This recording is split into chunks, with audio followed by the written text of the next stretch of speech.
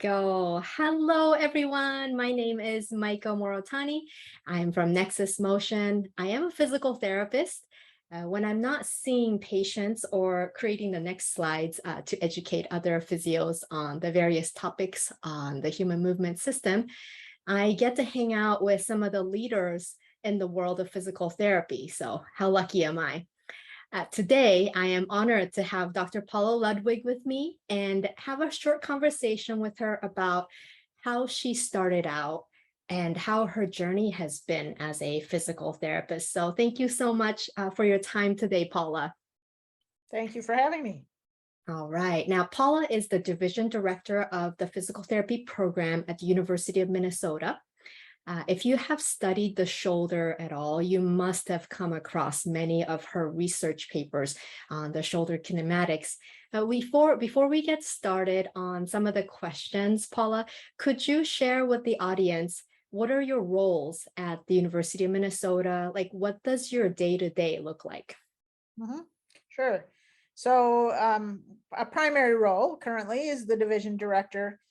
So that is the physical therapy education program, which is the largest component.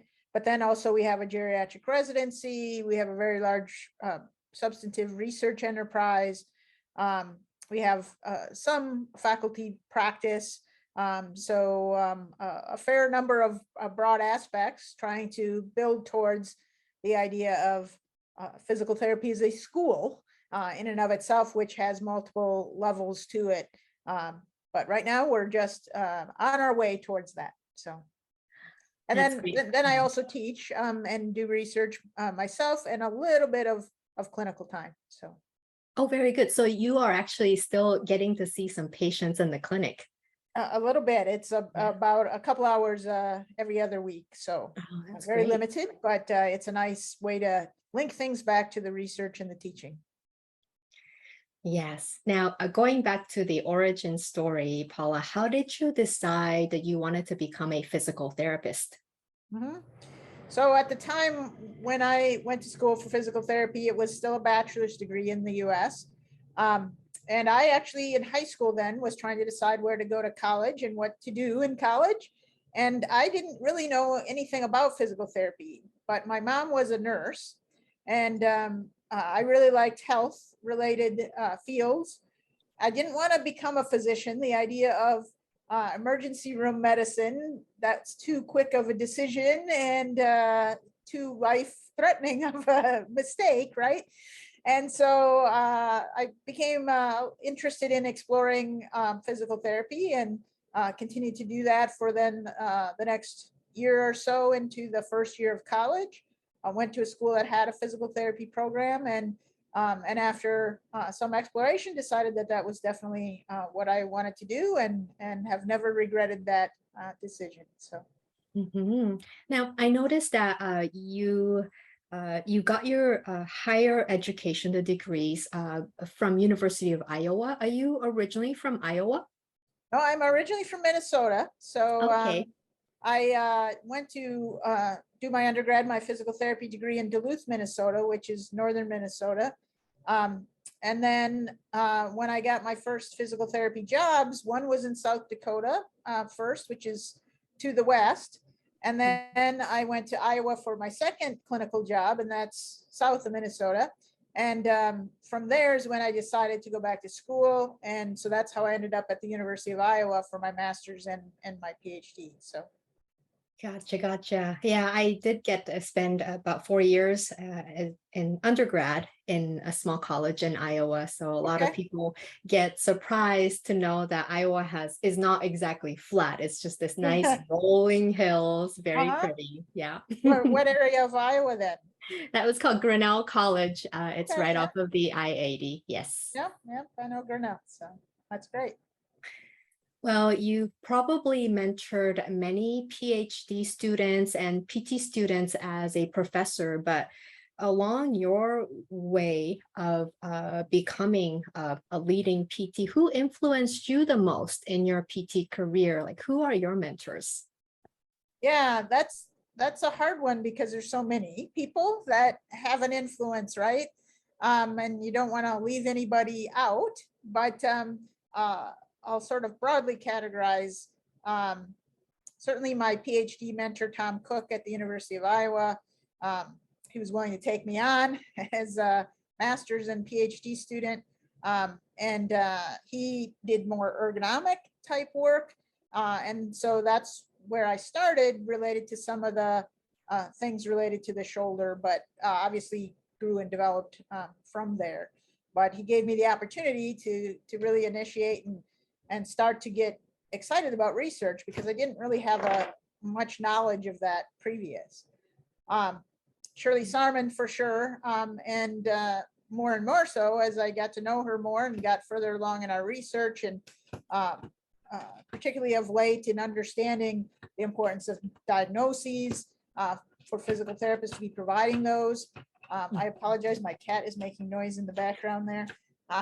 But as far as individuals, definitely would need to mention both of them. But overall, I would say PhD students that I've worked with really influenced me a lot, because they just challenge you. They make you articulate what you're thinking, and are skeptical of things and look for the answers, but at the same time are the people who help make all these things happen, because all the research takes a lot of time and a lot of effort, and it's really been able to expand what I could do over the years by working with PhD students. And then lastly, I'd say patients themselves. They're just so much fun to work with, and so much reward in being able to help and coach them along. And we don't always succeed, but they're always so grateful, and they're the ones who have to actually do the things that allow us to be successful, right? And I'm certainly not a person who believes in physical therapy as a passive intervention. And so I would say lots and lots of people have really influenced me along the way, and many, many others. So. Yeah, that's great. I love how your answers also included those who you have mentored. I mean, I think it was so inclusive, and oftentimes we think of mentors as somebody who, you know, is maybe sort of like older than us, but you know, that those kinds of answers really inspire me. So thank you for that. There was a little mention about how your PhD advisor kind of influenced you into getting more interested in the shoulder, but how did you choose to go into research? Were you sort of like, were there missing answers in the clinical setting, or how did that get started? Yeah, so back in getting my bachelor's degree, I did do a research project for my bachelor's degree. It was just a very basic survey of, I think, around continuing education interest or something like that of practicing therapists. But I liked the process, and that was always in the back of my mind. But when I first went back to school, I actually thought it would be towards becoming an educator predominantly, and I really wanted to teach. And I still liked the clinic, so I thought maybe I'd get my master's and do a little more clinic work and start to teach. But as soon as I got to Iowa, Iowa was one of the predominant research institutions at the time in physical therapy. And I just really, really loved the process, the idea of asking questions that don't have a known answer. Was both scary and really exciting to me. And you really quickly, it's sort of by accident, become this expert because you're thinking about these things that other people aren't thinking about as much. And so I just really, really enjoyed the process. And the University of Minnesota has a slogan, it's called Driven to Discover. And that to me just really fits my personality really well. The questions are a lot of times more fun than the answers, right? Trying to figure out how things work. And certainly that made the shoulder really interesting because there was so little known at the time that I started doing my research in that area. With regard to why the shoulder specifically, I actually started off when I went back to school, I was interested in the foot. So there were people at Iowa, faculty at Iowa, and PhD students who were doing orthotics research and things like that. And so that's part of the reason I was interested in it. And I really loved, I did orthotics in practice, and I had gone to the when the foot hits the ground course, and I really loved that course, which is very biomechanically based. But then my advisor actually was supposed to be Gary Soderberg. I don't know if you're familiar with Gary Soderberg. He was at Iowa at the time, and he left after I was there about 6 months to start the new program, the first DPT program at Creighton. And so I needed a new advisor, and Tom Cook was willing to take me on. But he's like, what about, there's a couple ideas that some people have talked to me about the shoulder. I've done a lot of foot research in the past, and I'd really rather not do that. So it was really sort of an accident that I ended up starting in the shoulder. And then at the time, there was hardly anyone doing it in that area. Everybody was studying the ACL, but the amount of research wasn't there, and it was just really fascinating to me. And again, very complex biomechanics, similar to the foot in that regard. And so the rest was history, as they say, that I just continued on in that area, and I've really enjoyed it. And we still certainly haven't answered all the questions about how things work in the shoulder. So. Yeah, that's so great. It's like the foot and the shoulder, like almost opposite ends of the body. Opposite parts of the body, but. That's great. Now, as a scientist, it must be, just as you said, it must be so exciting to discover data or information that no one knows yet. But I'm sure not every day is like a discovery day. Right. So what are the challenges of being a researcher? Yeah, I think there's certainly long periods of time, particularly if you're working in complex areas, there's a long periods of time of processing data. I think data collection is fun because it gets you back to that interaction with people. And when you're starting to see the results, that's really fun to start to figure out what that means. And there's this biggest chunk of time is really in between those time points when you're processing data and you're figuring out that your code doesn't work exactly the way you thought it did, or some of your results don't make sense and you have to redo them. And there have been times when the students in the lab will joke, and they say it's called research because you have to redo it so many times in terms of some of the data processing. But I think that's one of the hard things. So there can be these long sort of mundane periods, particularly when you're a graduate student and you're doing all that processing yourself.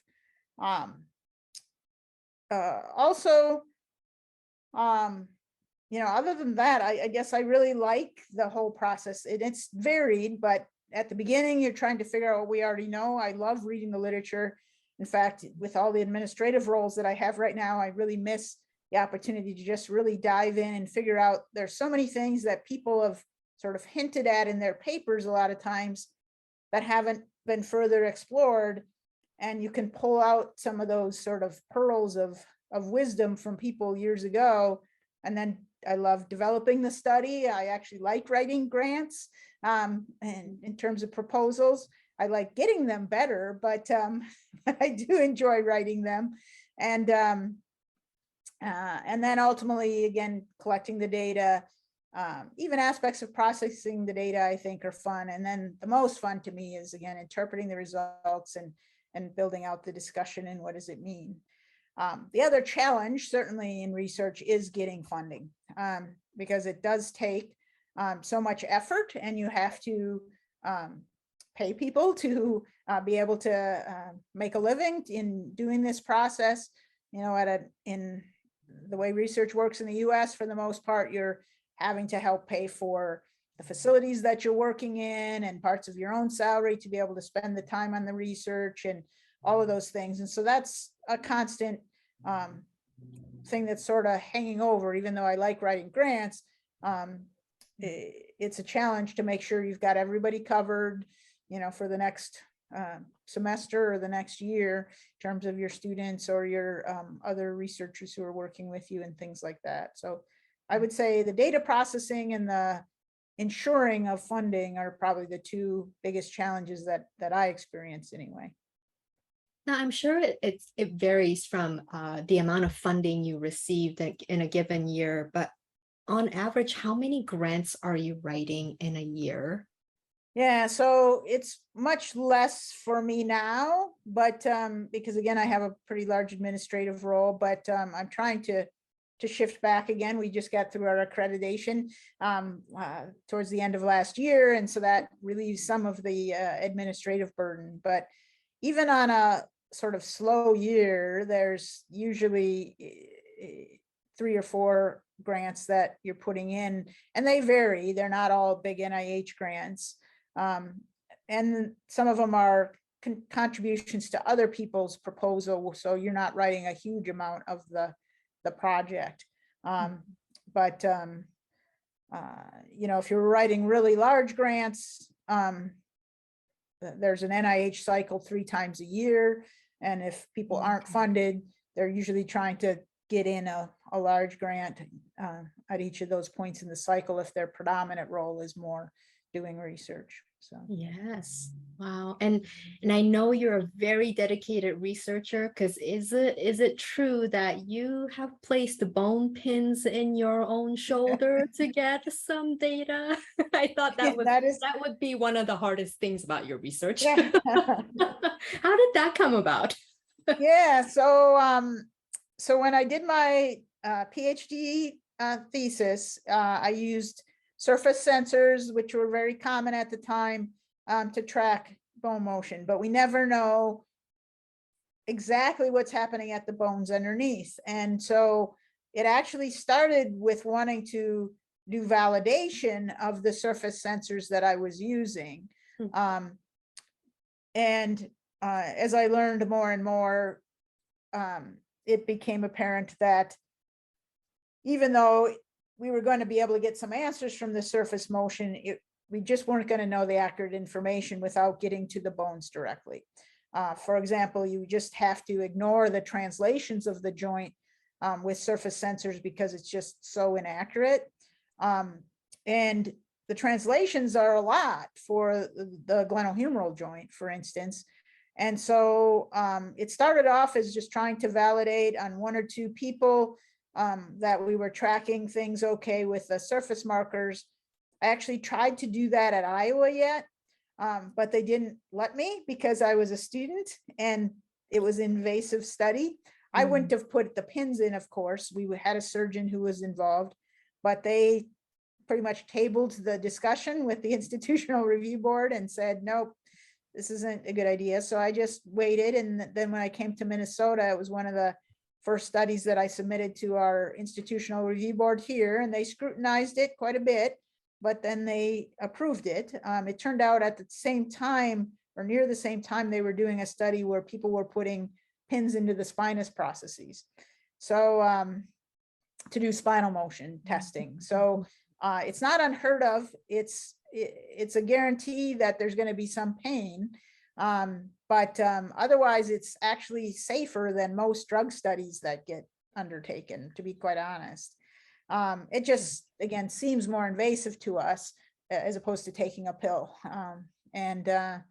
So in terms of doing that, though, I felt I needed to really totally understand what I was asking people to do.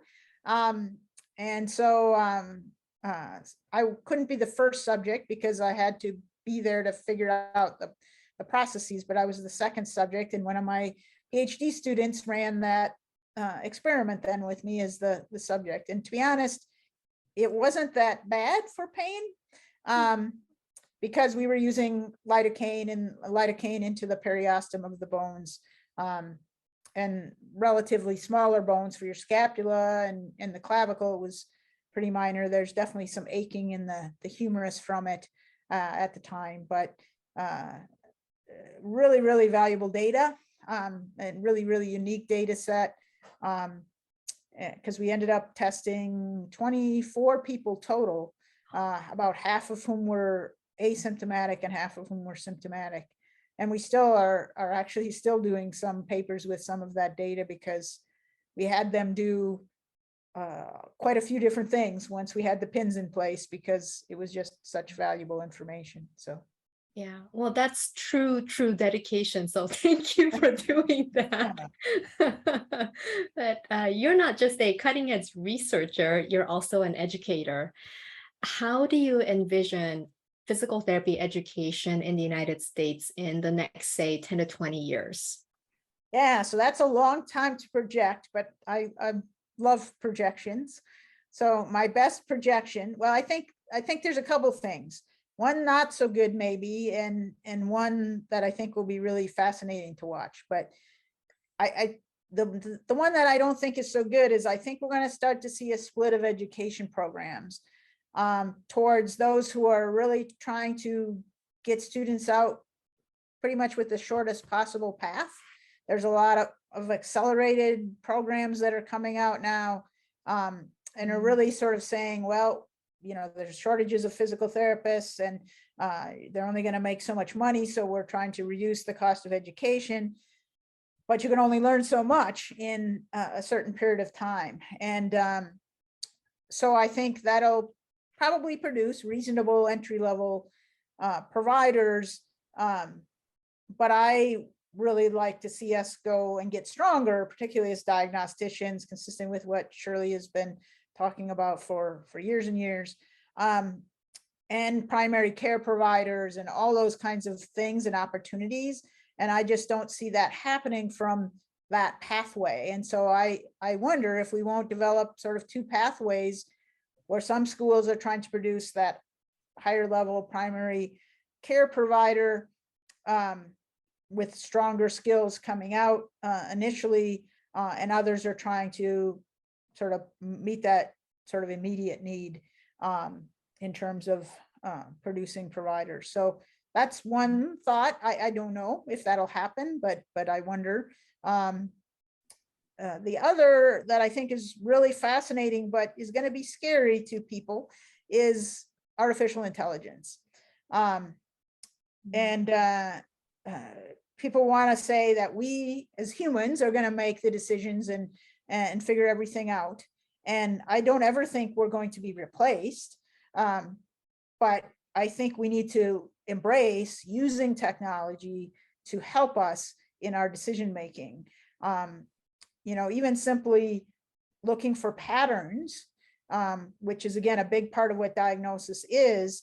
A computer can start to pull out those patterns a lot more quickly than we can.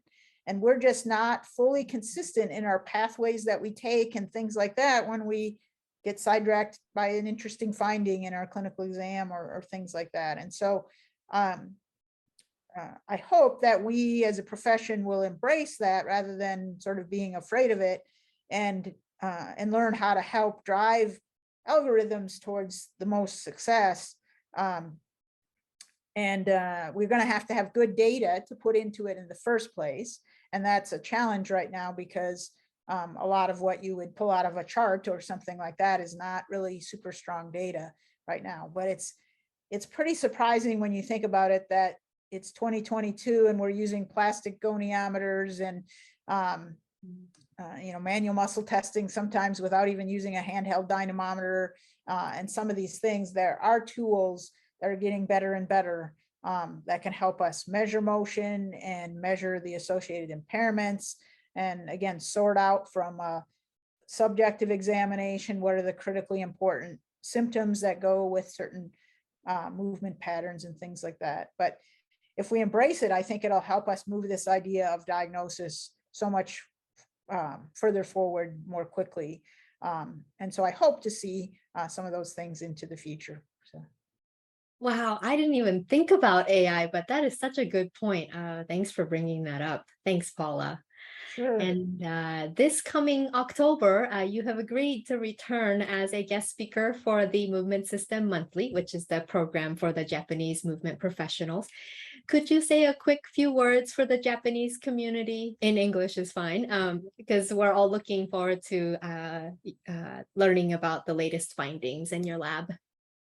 Right. So I always enjoy it. So it's fun. And I know I had the privilege of going to Japan actually several years ago and meeting with some of the Japanese therapists. And I was very impressed with the biomechanical knowledge base that Japanese therapists bring into their practice. And so we'll be talking more about some of the studies that we've been doing around movement classification and using the tool that we use now instead of sticking pins into people is video radiography, where we can take and actually capture the underlying bone motion and put it back together with three-dimensional imaging models of all the bone structures and things, and animate the underlying movements in pretty precise ways. So we'll talk more about those things.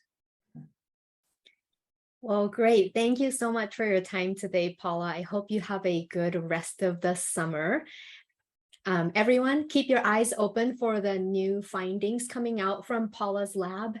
I think understanding the mechanisms will help us figure out why our patients are having shoulder pain in the first place or still not getting better. And it'll only make us better professional of the movement system. So thanks, everybody. See you next time.